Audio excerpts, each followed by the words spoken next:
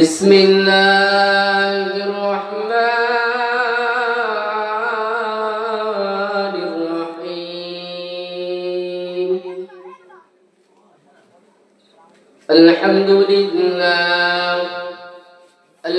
لله نحمده ونستعينه ونستغفره ونؤمن به ونتوكل عليه ونعوذ بالله من شرور أنفسنا ومن سيئات أعمالنا من يهده الله فلا مضل له ومن يضلله فلا هادي له ونشهد أن لا إله إلا الله وحده لا شريك له ونشهد أن سيدنا ونبينا ومولانا محمدا صلى الله عليه وسلم عبده ورسوله الذي أرسله بالحق بشيرا ونذيرا وداعيا إلى الله بإذنه وسراجا منيرا إن الله وملائكته يصلون على النبي يا أيها الذين آمنوا صلوا عليه وسلموا تسليما اللهم اللهم صل على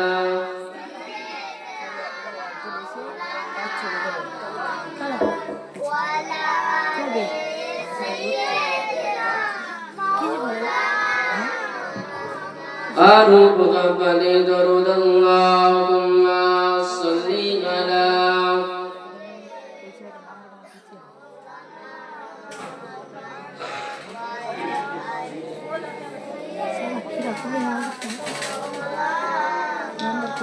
ওরে ও ভূমি মদিনার ভূমি ওরে ও ভূমি মদিনার ভূমি ওরে ও মাটি মদিনার মাটি একদিকে দুই সাথী গাই রোজাতে আমার নবী জিন্দা শুয়ে রয় ওরে ও ভূমি মদিনার ভূমি ওরে ও মাটি মদিনার মাটি একদিকে দুই সাথী গাই মদিনাতে আমার নবী জিন্দা শুয়ে রয় যেতে যদি পারতাম আমি সোনার মদিনায় সালাম আমি দিতাম গিয়ে নবীজি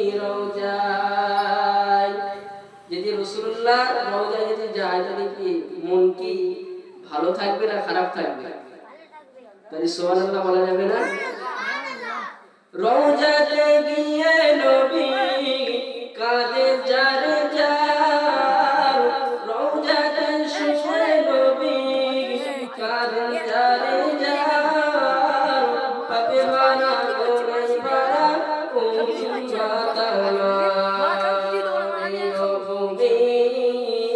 মদিনার ভূমি ওরে ও মাটি মদিনার মাটি একদিকে দুই সাথী গাই মদিনাতে আমার নবী জিন্দা শুয়ে রয় যেতে যদি পারতাম আমি সোনার মদিনায় সালাম আমি দিতাম গিয়ে নবীজি রওজায়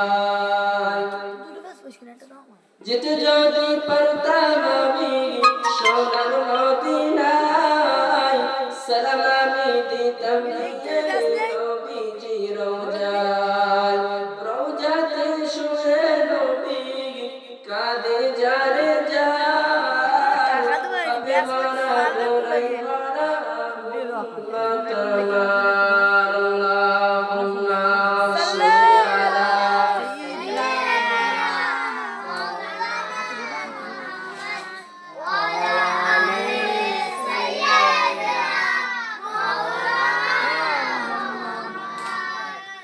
কিয়ামতের দিনে নবী করবেন যে লোরা জারি আল্লাহর দরবারে নবী পড়ে সেজদায়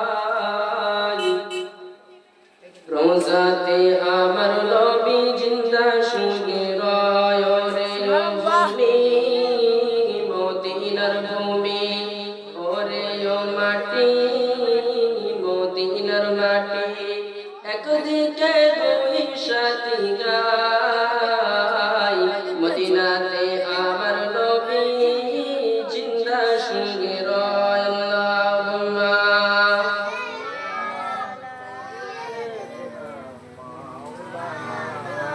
ওয়ালা আলি সাইয়্যিদিনা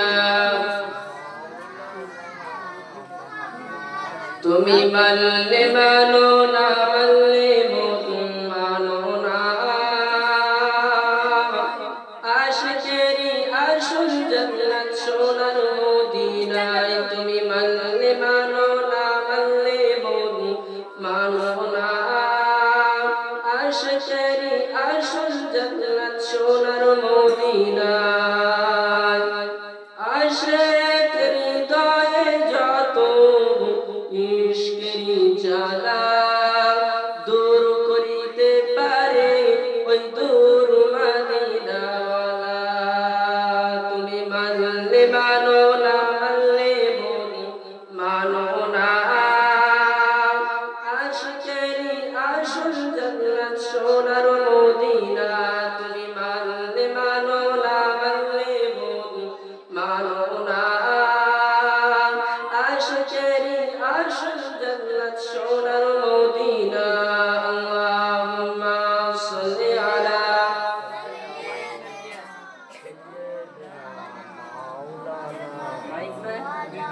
মাইক ব্যাক নেই কলমা লা ইলাহা ইল্লাল্লাহ লা ইলাহা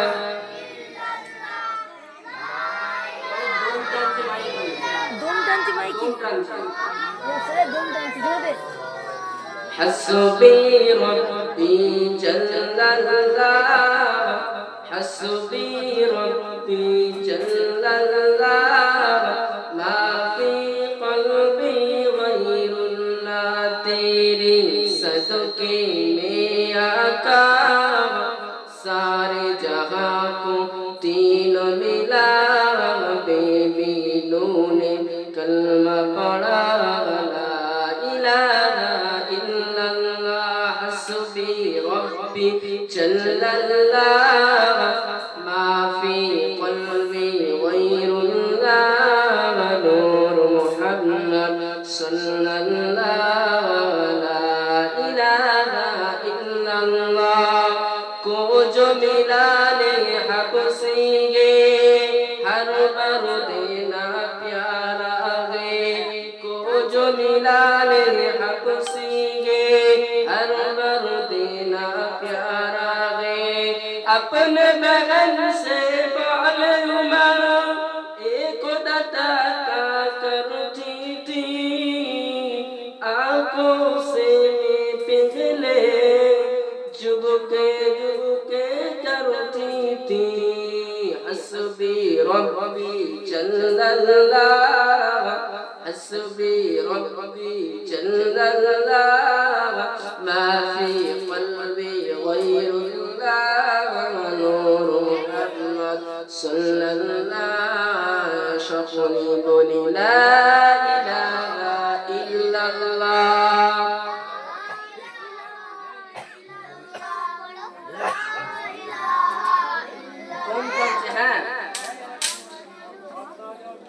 দুরূদ শরীফ আল্লাহুম্মা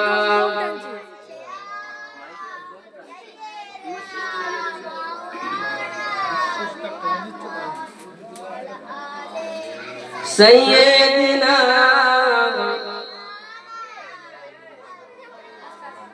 وقال الله تعالى في كلامه المجيد والفرقان الحميد وإنك لعلى خلق عظيم وقال الله تعالى في كلامه المجيد والفرقان الحميد وما أرسلناك إلا رحمة للعالمين قال رسول الله صلى الله عليه وسلم من أحب سنتي فقد أحبني ومن أحبني كان معي في الجنة إلى آخر الحديث أو كما قال عليه الصلاة والسلام التشريف معجز মুকাররম মুহতারাম সামনে বসে থাকা দিন দরদি ইসলাম দরদি ইসলাম প্রেমিক আমার স্নেহে ছোট ছোট মাসুম বাচ্চারা অর্থাৎ সমবয়সী ভাই এবং আমার সমতুল্য বয়সের আব্বাজানের সমতুল্য আমার আব্বাজানেরা পর্দানাসিনা ধার্মিকা আমার বুবুজান আমার চাচি আম্মা জানেরা জাল্লা পাক রব্বুল আলামিন আমাকে ও আপনাকে সুন্দর একটি মজলিস নবিয়ানা মজলিস জান্নাতের বাগানে বসিয়েছে সে আল্লাহ পাক রব্বুল আলামিনের দরবারে প্রশংসনীয় ভাষায় সকলে একবার উচ্চ আওয়াজে পড়ি আলহামদুলিল্লাহ তার পর জানাই সরকার দু আলম আহমদ মুজতবা মুহাম্মদ মুস্তাফা রাসূলুল্লাহ সাল্লাল্লাহু আলাইহি ওয়াসাল্লামের নামে অসংখ্য অসংখ্য লাখ কোটি দরুদ ও সালাম সকলেই পড়ি সাল্লাল্লাহু আলাইহি ওয়াসাল্লাম। আজকে যে জলসার আয়োজন করেছে মহাপতিপাড়া গ্রামের আমার ছোট ছোট ভাইরা মিলে সুন্দর একটি আয়োজন করেছে। হাদিস পাকের ভিতরে এসে পৃথিবীর বুকে দুইটি জায়গা জান্নাত বলে ঘোষণা করা হয়েছে। একটু জোরে বলবেন না সুবহানাল্লাহ। এখনো সেখানে অটোমেটিক কুরআনুল কারীম তেলাওয়াত হয়, অর্থাৎ মাদ্রাসা। কি মাদ্রাসা? দ্বিতীয়তম হলো আজকে যে জায়গায় বসেছি এই জায়গাটা হলো যেখানে আল্লাহ আল্লাহ রাসূলের কথা, কোরআনের কথা, হাদিসের কথা আলোচনা হয়, সেই জায়গাটাও জান্নাতের বাগান। অর্থাৎ আজকে আমার ছোট ছোট ভাইরা মিলেছে জলসার আয়োজন করেছে, জান্নাতের বাগান করেছে। এর জন্য আরেকবার কি সুবহানাল্লাহ বলা যাবে না? পূর্বে একটি আয়াত পাঠ করেছি, ওয়া ইন্নাকা লাআলা খুলুকিন আযীম। আবার আল্লাহ পাক রব্বুল আলামিন জানিয়ে দিলেন, এই জগতের মানুষেরা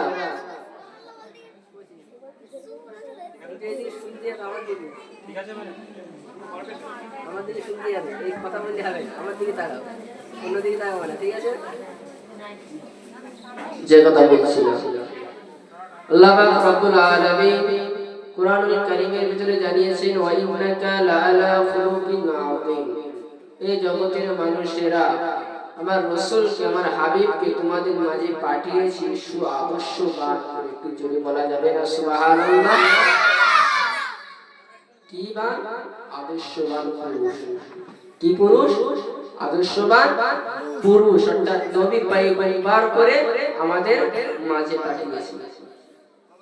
তো রাসূলুল্লাহ সাল্লাল্লাহু আলাইহি ওয়াসাল্লাম কত সুন্দর আদর্শবান, একটুকুনি না বললে বুঝতে পারবেন না। নবী যখন কলেমার দাওয়াত দিতে, তাওহীদের দাওয়াত দিতে, একত্ববাদের দাওয়াত দিতে যখন উনি চলে গেলেন তায়েফে ছোট ছোট বাচ্চারা মিলে রাসূলকে পাথর দিয়ে নিক্ষেপ করলো। কি নিয়ে? পাথর নিয়ে। রাসূল বেহুশ হয়ে জমিনের উপরে পড়ে গেল। এমন সময় আমার আল্লাহ রাব্বুল আলামিন জিবরাইলকে বলছে, ইয়া আখি জিবরাইল চলে যাও। আব্বা জানে জানেরা নওজোয়ান যুবকেরা ও রাসূলুল্লাহ দিওয়ানারা নবী আমার তিন দুনিয়ার বাদশা হাবিবুল্লাহ জনাবে মুহাম্মদুর রাসূলুল্লাহ সাল্লাল্লাহু আলাইহি ওয়াসাল্লাম জমিনের উপরে তায়েফের ময়দানে উনি শুয়ে আছে বালির উপরে। ও রাসূলুল্লাহ দিওয়ানারা নবী আমার দিন ও দুনিয়ার বাদশা হাবিবুল্লাহ সাল্লাল্লাহু আলাইহি ওয়াসাল্লাম স্মৃতিটা হারানো না, কোনো স্মৃতি নেই ওনার কাছে, কোনো সেন্স নেই।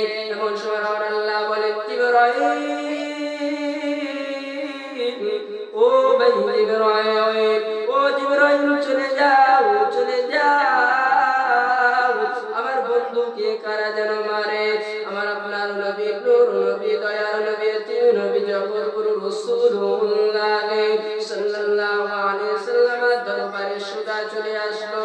ও নওজোয়ান যুবকেরা, ও মহাবতী পাড়ার গ্রামের নওজোয়ান যুবকেরা, ও রাসূলুল্লাহ দিওয়ানারা, ওই সময় জিবরাইল আমিন এসে রাসূলকে উনার কোলের উপরে, জিবরাইলের কোলের উপরে রাসূলের মাথাটা রাখলেন। রাখার সাথে সাথে রাসূলের জ্ঞানটা ফেরালো। জান্নাতি পানি দিয়ে রাসূলের চোখে দোয়া হলো, রাসূলের জ্ঞানটা ফিরে গেল। ও নওজোয়ান যুবকেরা, ও রাসূলুল্লাহ দিওয়ানারা, কিতাবের ভিতরে পাওয়া যায় রাসূলের জ্ঞানটা ফেরানোর পরে, জ্ঞানটা যখন ওরা ফিরলো, হুঁশটা ফিরলো, ওই সময় জিবরাইল বলছিল, আসসালাতু ওয়াসসালামু আলাইকা ইয়া রাসূলুল্লাহ, আসসালাতু ওয়াসসালামু আলাইকা ইয়া হাবিবাল্লাহ, আসসালাতু ওয়াসসালামু আলাইকা ইয়া শাফিউল মুজনাবিন, আসসালাতু ওয়াসসালামু আলাইকা ইয়া রাহমাতাল লিল আলামিন। আপনি একবার নির্দেশ দিন, আপনি একবার আদেশ করুন, দুই দিক থেকে গজবী ফেরেশতা দিয়ে, দুই দিকে দুটো গজবী ফেরেশতা দিয়ে পাহাড়গুলো এনে এই তায়েফবাসীকে ধ্বংস করে দিয়ে আমার আপনার নবী নূর নবী দয়ার নবী তিনি নবী জানিয়ে দিয়েছিলেন। ও রাসূলুল্লাহ দিওয়ানারা, নবী আমার জানিয়ে দিলেন, এ ভাই জিবরাইল, না না না, এদেরকে যদি মেরে ফেলে দাও, এদেরকে যদি হত্যা করে দাও, এদেরকে যদি দুনিয়ার থেকে চির বিদায় করে দাও, নবী রাসূলুল্লাহ বলু আল্লাহু আহাদ আল্লাহুস সামাদ, আল্লাহ বলে একজন আছে, আমি রাসূল, আমি আল্লাহ প্রেরিত রাসূল, আল্লাহর পাঠানো রাসূল, আমাকে কিভাবে মানবে, আল্লাহ একত্ববাদ কিভাবে মানবে? ওই জন্য আমি বলে দেই, না না না না না না, জিবরাইল ওদেরকে মেরো না, আমি আল্লাহ পাক রব্বুল আলামিন, আল্লাহ পাক রব্বুল আলামিন পৃথিবীর জমিনে যত কুল মাখলুকাতকে বানিয়েছে, তোমাদেরকে বানিয়েছে, নবী পয়গম্বর বানিয়েছে, পৃথিবীতে যত মানুষ বানিয়েছে, যত নবী ইনসান ইনসান পশু পাখি যা বানিয়েছে, সকলের জন্য আমি রাসূলুল্লাহ সাল্লাল্লাহু আলাইহি ওয়াসাল্লাম আমাকে রহমত স্বরূপ করে পাঠিয়েছে। একটু জোরে বলা যাবে না সুবহানাল্লাহ? রাসূলকে কি স্বরূপ পাঠিয়েছেন আল্লাহ? রহমত। কত সুন্দর আদর্শবান না রাসূলের আদর্শটা, কত সুন্দর না? রাসূলকে মাল মাথায় পাশিরা, কিন্তু রাসূল একবারও মনে কষ্ট নিয়েছে, একবারও ব্যথা নিয়েছে? মেরে এখন যদি দুটো ছেলে যদি একজন যাচ্ছে রাস্তায়, হঠাৎ করে আমি কিছুতে যদি একটা চড় মারি বা ছেড়ে দেবে বলে মনে হয়, ছেড়ে দেবে? তাহলে রাসূলুল্লাহ সাল্লাল্লাহু আলাইহি ওয়াসাল্লাম কি মারার পরে জিবরাইল এসে বলছে, ইয়া রাসূলুল্লাহ, ইয়া হাবিবাল্লাহ, হুজুর আপনি বলেন একবার, দুই দিক থেকে দুটো গজবী ফেরেশতা এনে পাহাড়গুলো এনে এই তায়েফবাসীকে ধ্বংস করে দেবে। কি করে দেব? তায়েফবাসীদের ধ্বংস করে দেবে। তো রাসূল কি বলেছিল? কি বলেছিল? রাসূল বলেছিল, এ জিবরাইল, না না না, তুমি গজবী ফেরেশতা যে এদেরকে মারো না, যদি এদেরকে যদি মেরে ফেলে দাও, আমার কলেমা লা ইলাহা ইল্লাল্লাহ মুহাম্মাদুর রাসূলুল্লাহ, আল্লাহ ছাড়া কোনো মাবুদ নাই, হযরত মুহাম্মদ সাল্লাল্লাহু আলাইহি সাল্লাম আল্লাহর রাসূল। তার মানে এই যে আমি কলেমা, তাওহীদের কলেমা আমি কাদের কাছে দিতে তিনি মেরে ফেলে দাও। আরেকটা আদর্শ বুঝতে পারলে উনি এক সময় রাসূলুল্লাহ সাল্লাল্লাহু আলাইহি সাল্লাম আসেন, তা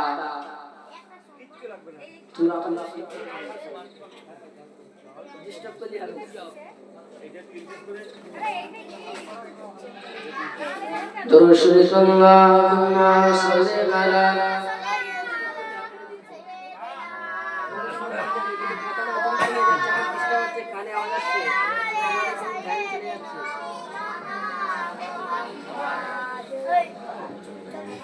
ওই মদিনার মিনারে কে হাকে আজাদ, ওই মদিনার মিনারে কে হাকে আজাদ, মুক্তাদে সব সাহাবীরা নবীজি ইমাম, ওই মদিনার মিনারে কে হাকে আযান। আল্লাহুম্মা সাল্লি আলা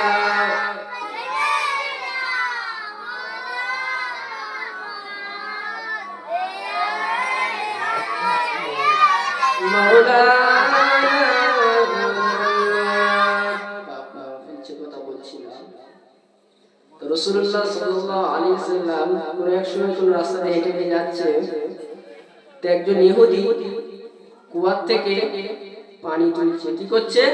কুয়ার থেকে বলছে আমার দিকে দেখতে তোমরা কথা বলো তো, আমার দিকে তাকাও সবাই। কুয়ার দিকে পানি তুলছে, পানি না তুলতে পারছে না। নবী আস্তে আস্তে আস্তে আস্তে ইহুদির কাছে গিয়ে বলছে আমি তুলে দেবো। আগে কুয়া ছিল না, কল ছিল, মানে কুয়া ছিল, বাঁধ ছিল দড়ি, তো দড়ি দিয়ে দিচ্ছে, পানি তুলতে পারছে না।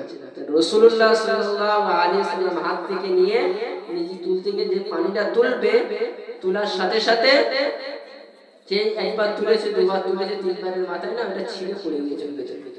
তাই ইহুদিটা সাথে সাথে রাসূলুল্লাহকে চড় মেরেছে, মুখে চড় মেরেছে। তো রাসূলুল্লাহ সাল্লাল্লাহু আলাইহি ওয়াসাল্লাম এত সুন্দর দেখতে ছিল, যখন মেরেছে গালটা না পুরো লাল হয়ে গিয়েছে, পুরো আঙুলের 5টা আঙুলে ছাপ পড়ে গিয়েছে। কোথায়? মুখে। তো রাসূল কি বলছে, আমাদের যদি মৃত্যুকে ছেড়ে দিতাম, এরকম যদি আমাদের গায়ে হাত দিত, ছেড়ে দিতাম। রাসূল কি বলছে? আব্বা জামাই জানেরা, নওজওয়ান যুবকেরা ও রাসূলুল্লাহ দিওয়ানারা, নবী আমার দিন ও দুনিয়ার বাদশা হাবিবুল্লাহ জনাবে মুহাম্মদ রাসূলুল্লাহ সাল্লাল্লাহু আলাইহি ওয়াসাল্লাম জানিয়ে দিলেন, ও ইহুদি ভাই, তোমার হাতে লেগেছে নাকি? আমাকে যে মেরেছে তোমার হাতে লাগলো নাকি? তোমার হাতে লেগেছে নাকি? ওই সময় ইহুদি চলে গেল বাড়ি। ইহুদি বাড়ি চলে গিয়ে ওর হাতে এত যন্ত্রণা হয়, এত যন্ত্রণা ওঠে, আস্তে আস্তে সে ডাক্তারের কাছে যায়। ওই জামানায় বলে ডাক্তারের কাছে গিয়ে হাতটাকে কেটে ফেলে, তাও যন্ত্রণা কমে না। নবীর কাছে আবার ফিরে আসে, রাসূলের কাছে আবার ফিরে এসে বলে, আমি আপনার কালেমা, আপনি যে ধর্ম মানেন ওই ধর্ম মেনে আপনার হাতে হাত দিয়ে কালেমা পড়ি, মানেন কালেমা পড়ে আমি বুঝি, আপনার হাতে হাত দিয়ে আমি কালেমা পড়ে আমি আপনার হাতে হাত দিয়ে ঈমানের কালেমা পড়ে মুসলমান হতে চাই। একটু জোরে বলা যাবে না সুবহানাল্লাহ? কি হতে চাই? ঈমানের কালেমা পড়ে আমি আপনার হাতে হাত দিয়ে আমি বায়াত হয়ে মুসলমান হতে চাই। তারপর আল্লাহ রাব্বুল আলামিনের নবী, বিশ্ব নবী সরকার দোয়ার সাথে সাথে কলেমাটা পড়িয়ে দিয়ে মুসলমান করে দিল।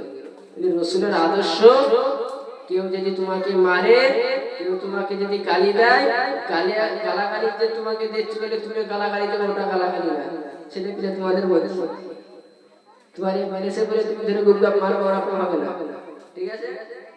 তাহলে ওটা রসুলের আদর্শ না। রসুলের আদর্শ কোনটা? তোমাকে গাই মেরেছে, তুমি ওখান থেকে মাথা হেঁটে হেঁটে চলে আসো। তোমার যদি গায়ে থুতু ফেলে তুমি থুতু মুছে নিয়ে চলে আসো, তাই তো নাকি? কোরআনের আয়াত দিয়ে কি বোঝাচ্ছে? রাসূল সুআদর্শবান। একটা আয়াত আরেকটা আয়াত পাঠ করেছিলাম, ওয়া মা আরসালনাকা ইল্লা রাহমাতাল লিল আলামিন। কি? ওয়া মা আরসালনাকা ইল্লা রাহমাতাল লিল আলামিন। সূরাতুল আম্বিয়ার ভিতরে আমার আল্লাহ পাক রব্বুল আলামিন জানিয়ে দিলেন, এই জগতের মানুষেরা আমার নবীকে রাসূলকে तमाम পৃথিবীর যত জিনিস বানিয়েছে সকলের জন্য রহমত স্বরূপ করে বানিয়েছে। একটু জোরে বলা যাবে না সুবহানাল্লাহ? এটা তাকবীর দেন, নারে তাকবীর, নারে তাকবীর, নারে তাকবীর। তাহলে রাসূলুল্লাহকে সুআদর্শবান করে আমাদের মাঝে পাঠিয়েছিলেন। তারপরে তো রাসূল কেমন আমাদের জন্য আদর্শবান ছিলেন, আবার শাফা অর্থাৎ রহমত স্বরূপ। আম্মা জান আয়েশা সিদ্দিকা রাদিয়াল্লাহু তাআলা আনহা থেকে একটা হাদিস বর্ণিত, আম্মা জান আয়েশা কোন এক সময় রাসূলকে জিজ্ঞাসা করছে, ইয়া রাসূলুল্লাহ, ইয়া হাবিবাল্লাহ, হুজুর আমরা আপনার বিবি আপনাকে এত ভালোবাসি, আপনাকে এত মহব্বত করি, এত কেয়ার করি, কিয়ামতের দিন কি আমাদের কথা মনে থাকবে? আপনাকে এত ভালোবাসি, আপনাকে এত মহব্বত করি, কিয়ামতের দিন কি আমাদের কথা আপনার মনে থাকবে? তো এই সময় রাসূলুল্লাহ সাল্লাল্লাহু আলাইহি সাল্লাম বলেছে, হে বিবি আয়েশা, না আমার কারোর কথা মনে থাকবে না।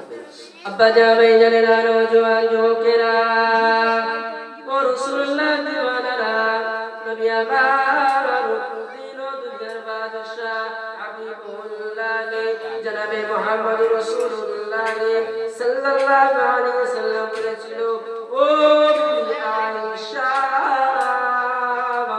কিয়ামতের ময়দানে আমার ছেলের কথা মনে থাকবে না, মেয়ের কথা মনে থাকবে না, সন্তানের কথা মনে থাকবে না, বিবির কথা মনে থাকবে না। আমার গুনাহগার উম্মাত উম্মতিদের জন্য আমি রাসূলুল্লাহ খুব বড় ব্যস্ত হয়ে যাব। ও বিবি আয়েশা, আমার তিনটি জায়গায় খুঁজে পাবে। এক নম্বর জায়গা হলো যেখানে মিজানের পাল্লা, দাড়ি পাল্লা বলা হয়, আমার উম্মাত উম্মতিদেরকে হিসাব নিকাশ হবে, ওই জায়গায় আমাকে খুঁজে পাবে। দ্বিতীয় নম্বর হলো আমি রাসূলুল্লাহ সাল্লাল্লাহু আলাইহি সাল্লামকে জাহান্নামের দরওয়াজার সামনে খুঁজে পাবে। আর একটা হলো পুলসিরাত বলে একটি জায়গা আছে, ওই পুলসিরাতের সামনে আমি রাসূলুল্লাহ সাল্লাল্লাহু আলাইহি সাল্লামকে খুঁজে পাবে। কয়টি জায়গা? তিনটি জায়গা। কি কি? কোথায় কোথায়? প্রথম হলো যেখানে মিজানের পাল্লা আছে, ওই জায়গাটায় আমি রাসূলুল্লাহ আমাকে খুঁজে পাবে। একটা হলো যেখানে পুলসিরাত বলে একটি জায়গা আছে, যেখান থেকে পুলসিরাতের নিচেই জাহান্নাম, উপর পাশে জান্নাত, পুলসিরাতে আমাকে খুঁজে পাবে। আর একটা হলো যেখানে জাহান্নাম আছে, ওই অভিশপ্ত জাহান্নামের দরওয়াজার সামনে আমি রাসূলুল্লাহ আমাকে খুঁজে পাবে।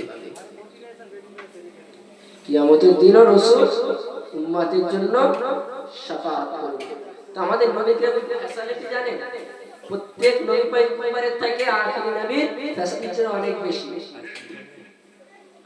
নবী মূসা আলাইহিস সালাতু ওয়াস সালামের জামানায় আমি একটু টপিক বন্ধ করছি। আমাদের রাসূলুল্লাহ আমাদের নবীর ফ্যাসিলিটি কতটা আপনি বুঝতে পারবেন না। দরুদ শরীফ আল্লাহুম্মা সাল্লি আলা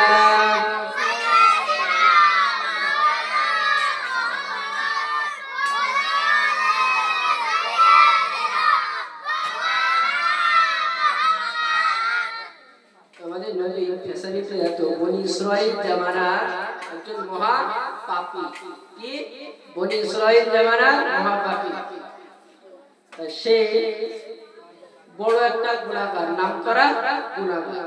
নবী মুসা আলাইহিস সালাতু ওয়াস সালামের যে ওনার যে উম্মতিরা আছে তারা বলছে, হে নবী মুসা, হে নবী মুসা, ও যদি মরে যায় ওকে কিন্তু মাটি দেব না, দাফন করব না, একে ফেলে দেব।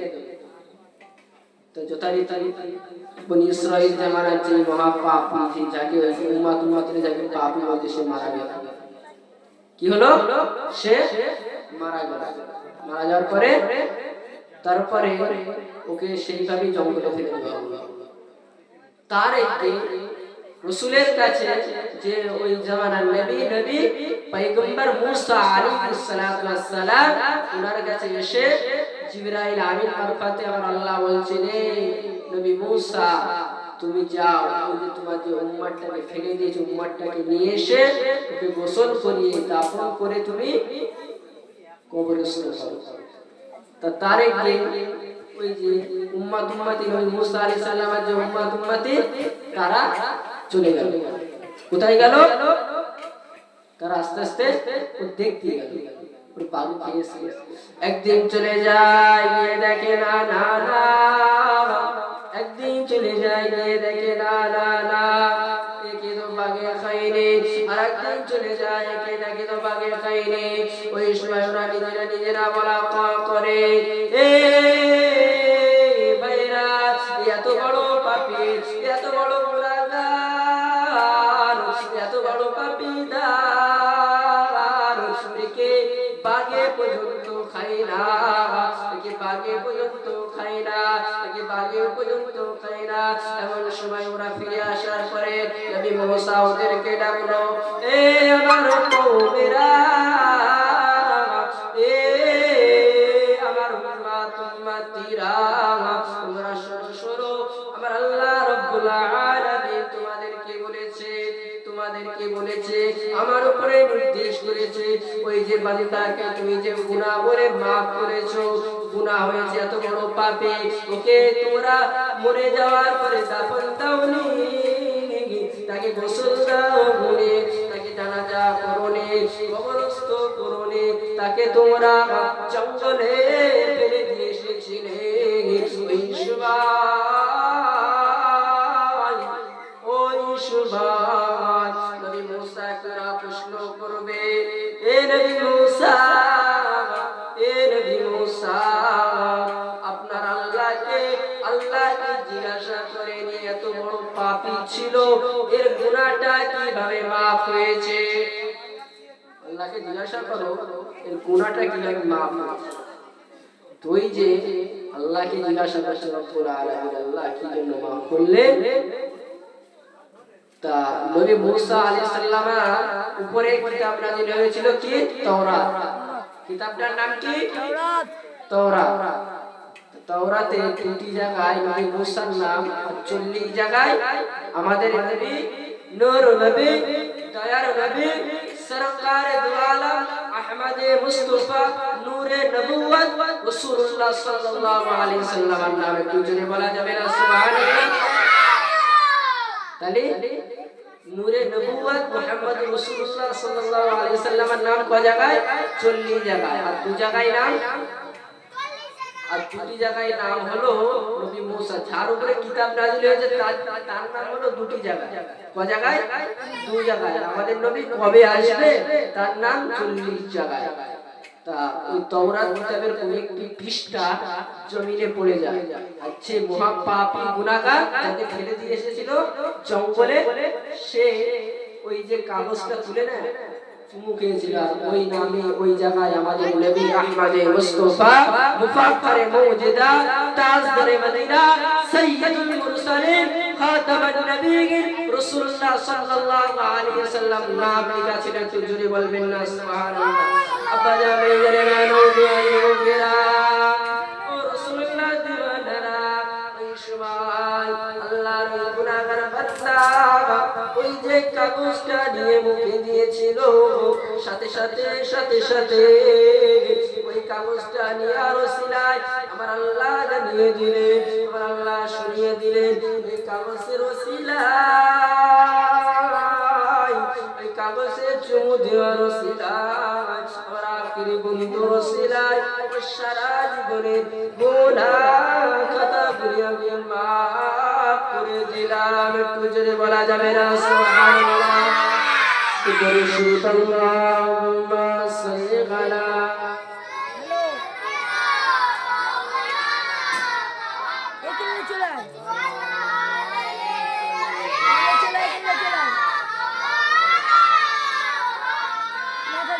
তাহলে আমাদের নবীর ফ্যাসিলিটিটা কত না বলেন তো? রাসূলের ফ্যাসিলিটিটা কত?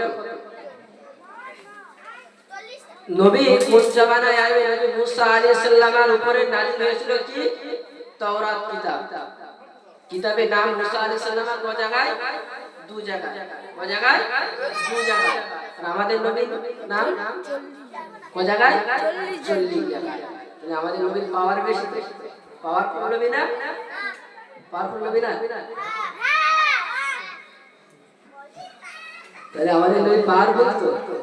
আখিরি নবী কোন জায়গায় যদি ওয়াজ হয় চর্চা হয় আখির যে মুনাজাত করে সেই সম্মানিত ব্যক্তি না? তাহলে আমাদের নবী সবারই নবী রাসূলুল্লাহ সাল্লাল্লাহু আলাইহি ওয়াসাল্লামের নূরকে আমার আল্লাহ সৃষ্টি করেছিলেন। তারপরে আমার আল্লাহ প্রথম সৃষ্টি করে আখিরি রাসূল করে আমাদের মাঝে পাঠিয়েছিলেন, আগে পাঠিয়েছিলেন, যিনি চলে গিয়েছেন আমাদের নবী। এতটা শাফাআত নবী যে কিয়ামতের কথা বলছিলাম না? কিয়ামতের কথা ক জায়গা বলেছিলাম? 3টি জায়গা। 3 জায়গায় কি হবে? কোন জায়গা? কোন জায়গা মনে আছে না? এই কিয়ামতের ময়দানে কথা হচ্ছে না? কোন জায়গা? 3টি জায়গা।